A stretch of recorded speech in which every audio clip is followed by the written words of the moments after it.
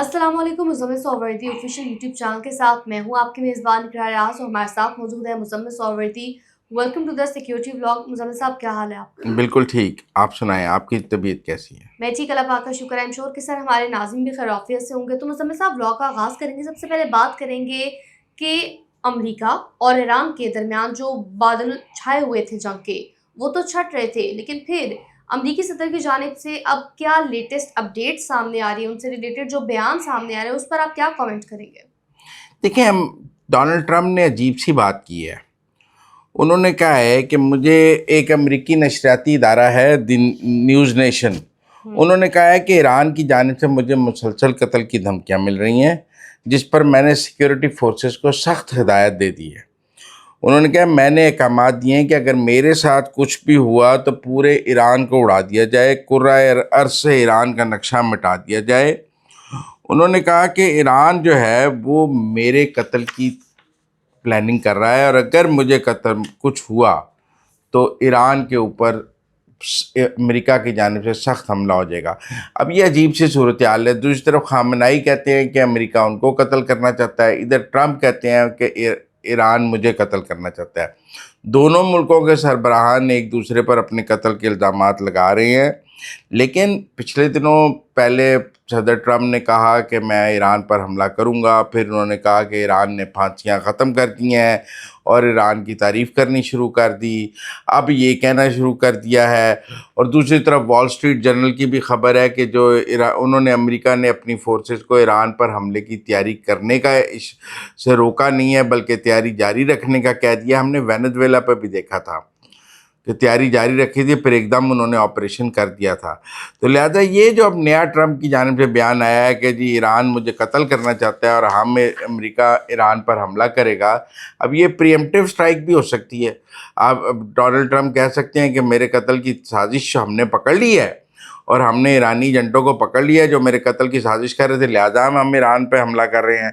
क्योंकि दूसरी तरफ खामनाई ये कहते हैं कि हम मुझ पर अमेरिका हमला कर रहा है। तो अब जो वॉर है, अगर वो एटॉमिक पर नहीं है, मिसाइलों पर नहीं है, तो एक दूसरे के सरबराहान के कत्ल के मंसूबों पर लगता है जंग के बादल हैं। तो मुज़म्मिल साहब, ग्रीनलैंड को लेकर हालात कहाँ को जा रहे हैं? क्योंकि अमरीकी सदर की जानिब से कहा जाता है कि मैंने नेटो के लिए जितना कुछ भी किया है, अगर उसके बदले में मुझे ग्रीनलैंड दे दिया जाए, तो ये बुरा सौदा नहीं है। देखिए, वर्ल्ड इकनॉमिक फोरम पे एक तो उन्होंने यूरोप की बड़ी बेइज्जती की है, दूसरी उन्होंने डेनमार्क की बड़ी बेइज्जती की है। उन्होंने कहा है कि जी डेनमार्क जो है वो हमने वर्ल्ड वॉर 2 में उसका बड़ा साथ दिया और ये ग्रीनलैंड का रकबा हमने जीत कर डेनमार्क को दे दिया। हम बड़े पागल और बेवकूफ़ लोग थे कि खुद रखने की बजाय हमने ये डेनमार्क को दे दिया। और उन्होंने कहा कि अमेरिका ने नेटो के लिए बड़ी खिदमात दी हैं, उसके बाद ग्रीनलैंड तो एक छोटा सा तोहफ़ा है जो हमें दिया जाए। और ये भी उन्होंने कहा कि मैं ग्रीनलैंड हर सूरत हासिल करूँगा, लेकिन साथ ही कहते हैं कि उसके लिए मैं कोई फ़ौजी ऑपरेशन नहीं करूँगा।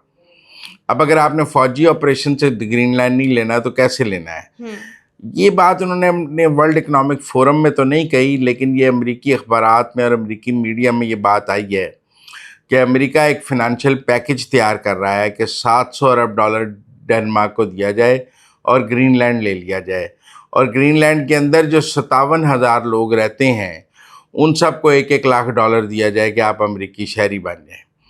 इस तरह का कोई माली package, financial package Donald Trump के देन में है, जिसका उन्होंने आज वर्ल्ड इकनॉमिक फोरम में इजहार तो नहीं किया। लेकिन जब वो ये कह रहे हैं कि मैं फ़ौजी ऑपरेशन नहीं करूंगा और मैं दूसरे तरीके से ग्रीनलैंड हासिल करना चाहता हूँ, तो फिर वो ग्रीनलैंड ख़रीदना चाहते हैं। और क्या डेनमार्क ग्रीनलैंड बेच देगा? क्या वो इतना दबाव डालेंगे डेनमार्क के ऊपर कि वो ग्रीनलैंड बेचने पर तैयार हो जाए? एक तरफ उन्होंने नेटो को जलील करना शुरू कर दिया है, यूरोप को जलील करना शुरू कर दिया है, डेनमार्क को जलील करना शुरू कर दिया है, दबाव बढ़ाना शुरू कर दिया है। और मेरा ख्याल है वो जो ट्रंप की थ्योरी है ना कि पहले इतना दबाव डालो और फिर डील कर लो, तो वो को डेनमार्क के साथ ग्रीनलैंड पर डील करना चाहते हैं। अब वो डील पैसों की है या क्या है, ये तो वक्त ही बताएगा। तो मुज़म्मिल साहब, यूरोप की जानिब से ये जो कहा जाता है कि हम किसी के दबाव में नहीं आएंगे, टैरिफ की जंग है, हम इससे नहीं डरेंगे। फिर उसके बाद ये भी उनकी जानिब से स्पेसिफिकली कहा गया कि हम ओछे हथकंडों से नहीं आएंगे। तो आप इस पर क्या कमेंट करेंगे? नहीं, आज वर्ल्ड इकनॉमिक फोरम में तो ट्रम्प ने आधी तकरीर यूरोप को जलील करने पे की रखी کہ یورپ جو ہے وہ ہمارے بغیر ایک لمحہ زندہ نہیں رہ سکتا. انہوں نے کہا اگر ہم نہ ہوں تو کینیڈا کا وجود ہی ختم ہو جائے. اور انہوں نے کہا آج تک اگر یورپ زندہ ہے تو امریکہ کی وجہ سے زندہ ہے, نیٹو زندہ ہے تو امریکہ کی وجہ سے زندہ ہے. وہ تو یورپ کا وجود ہی ماننے کو تیار نہیں ہے. انہوں نے کہا کہ یورپ غلط راہ پہ نکل آئے, جیسے کوئی بچہ نہیں کہتے کہ یہ بچہ گمراہ ہو گیا ہے, بچہ گندی صحبت میں چلا گیا ہے, وہ یوں کہہ رہے ہیں کہ یہ آوارہ ہو گیا ہے. وہ یورپ کو ایسے ہی ٹریٹ کر رہے تھے کہ آوارہ ہو گیا ہے, غلط راستے پہ چلا گیا ہے, گمراہ ہو گیا ہے, میں اس کو ٹھیک کروں گا, جیسے 2 لتر لگا کے ٹھیک کروں گا. پھر انہوں نے فرانس کے صدر میکرون کو کہ تو پہلے آپ کو پتہ ہے ٹویٹر پہ میسیج جو ہیں پرائیویٹ میسیجز جاری کر دیے تھے کھانے پہ بلانے کے, اور اب انہوں نے میکرون کو کہا ہے کہ اگر میکرون نے اپنی پالیسی نہ بدلی تو ہم اس پر 30% ٹیرف لگا دیں گے, اور وہ یورپ کو بھی ٹیرف کی دھمکیاں دے رہے ہیں. تو اگر ہم ورلڈ اکنامک فورم کی تقریر دیکھیں تو وہ ساری یورپ کے خلاف تھی, اور وہ یورپ کو مسلسل تڑیاں بھی لگا رہے تھے, دھمکیاں بھی لگا رہے تھے, اور ایسے کہہ رہے تھے جیسے یورپ کا وجود ان کے بغیر ممکن ہی نہیں. اب یہ بات ٹھیک ہے کہ اگر امریکہ بیچ میں سے نکل جائے تو روس یورپ کو کھا جائے گا, اور اگر یورپ نے روس سے بچنا ہے تو امریکہ کی غلامی میں چلا جائے, اور اگر امریکہ کی غلامی سے بچنا ہے تو روس کی یرغمال ہو جائے. تو مجھے لگتا ہے کہیں نہ کہیں ڈونلڈ ٹرمپ کی تقریر کے بعد کہ یورپ تو ایک ایسی معصوم سی صورتحال ہے کہ ایک طرف اس کو روس کھانے کے لیے تیار ہے, دوسری طرف اس کو امریکہ چھتر مار رہا ہے, چھتر بھی مار رہا ہے. چلو جی چائنا انہیں اس طرح ذلیل نہیں کر رہا, لیکن روس تو یوکرین لڑائی کے بعد یورپ کے بالکل دروازے پہ بیٹھا ہے نا, اور کچھ جہاز اس نے پولینڈ شولینڈ پہ اڑائے بھی ہیں.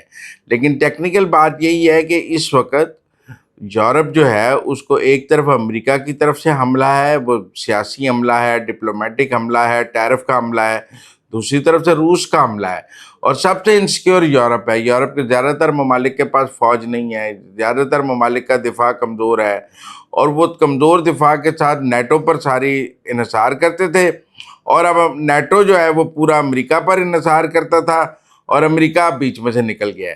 تو اب مجھے نہیں سمجھ آتی کہ یورپ آگے اپنے دفاع کے لیے کیا کرے گا. پچھلے دنوں یورپ کے پاس کیا آپشنز ہیں, کیا آپ کو کیا لگتا ہے ان کے پاس کوئی سیف ایگزٹ ہے؟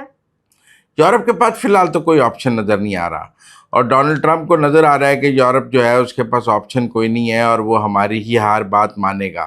لیکن پچھلے دنوں فرانس کے صدر میکرون نے اپنی فوج سے خطاب کرتے ہوئے کہا تھا کہ ہمیں ڈرون بھی بنانے پڑیں گے, میزائل بھی بنانے پڑیں گے, ہمیں سب کچھ بنانا پڑے گا, ہمیں اپنی وار اکانومی پر توجہ دینی پڑے گی.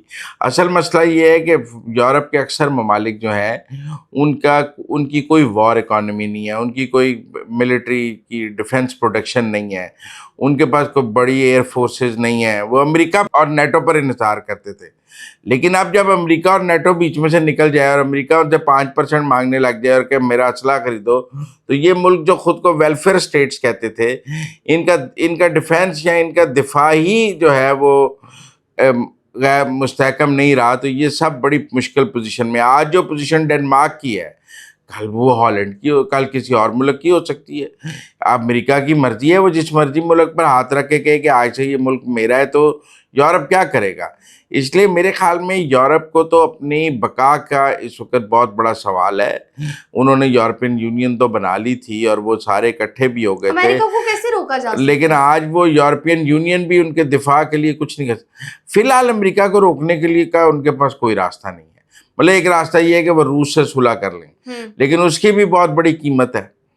اب وہ امریکہ کے ساتھ روس کے خلاف بہت آگے جا چکے ہیں. اب وہ کیا کریں, روس سے صلح کر لیں تو پھر روس کی شرائط آ جائیں گی سامنے, اور وہ پورا یوکرین مانگ لے گا, پولینڈ کی سرحد تک پہنچ جائے گا. تو ٹیکنیکلی اگر میں دیکھوں تو یورپ کے پاس کوئی آپشن نہیں ہے. یورپ روس اور امریکہ کے درمیان بری طرح پھنس چکا ہے. تو مزمل صاحب, پرائم منسٹر شہباز شریف کی اگر ہم بات کریں تو ان کی جانب سے ورلڈ اکنامک فورم سے خطاب کیا گیا, تو اوورآل آپ کیسے اس کو دیکھتے ہیں, کیا کامنٹ کریں گے؟ انہوں نے تو پاکستان کی اقتصادی ترقی کے حوالے سے بات کی ہے کہ ہم نے نا انٹرسٹ ریٹ جو ہے وہ 22% سے 10% پہ لے آئے ہیں, ہم نے پی آئی اے کی نجکاری کر لی ہے, ہم پاکستان میں منرلز میں بڑی حد تک بڑا وہ ہو رہا ہے, جسے کہتے ہیں انویسٹمنٹ ہے. یہ سب باتیں انہوں نے تو کی ہیں، لیکن ٹیکنیکل بات یہی ہے کہ ان کو پازیٹیو بات ہے، وہ تو اپنی مارکیٹنگ کر رہا ہے، پاکستان اپنی انویسٹمنٹ دیکھ رہا ہے، لیکن زیادہ بڑی خبر ہوگی جب شہباز شریف اور ٹرمپ کی ملاقات ہوگی. اگر ڈیووس میں وہ ملاقات ہوتی ہے تو وہ زیادہ بڑی خبر ہوگی جس کا ہم سب کو انتظار ہے. ویسے تو آج ٹرمپ نے اپنی تقریر میں دوبارہ انڈیا کو لتاڑا ہے اور پاکستان کے وزیر اعظم شہباز شریف کی تعریف کی ہے، لیکن دیکھنے کی بات ہے آگے چل کے ہوتا کیا ہے. تو ناظرین اب تک کے لیے اتنا ہی، ہمیں دیجیے اجازت، اللہ نے کے بعد.